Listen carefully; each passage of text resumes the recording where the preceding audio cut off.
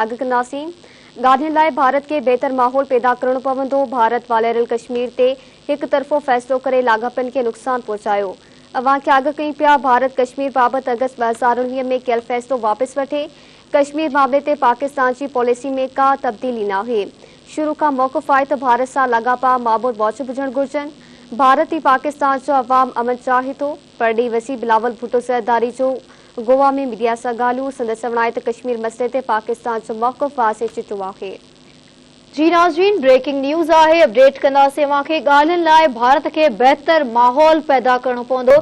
भारत वालियल कश्मीर ते हिकु तरफ़ो फ़ैसिलो करे लाॻापनि खे नुक़सान पहुचायो। भारत कश्मीर बाबति अगस्त साल 2019 में कयल फ़ैसिलो वापसि वठे। कश्मीर मामले ते पाकिस्तान जी पॉलिसी में का तब्दीली नाहे। शुरू खां मौक़िफ़ आहे त भारत सां लाॻापा मामूल मूजिब हुअण घुरिजनि।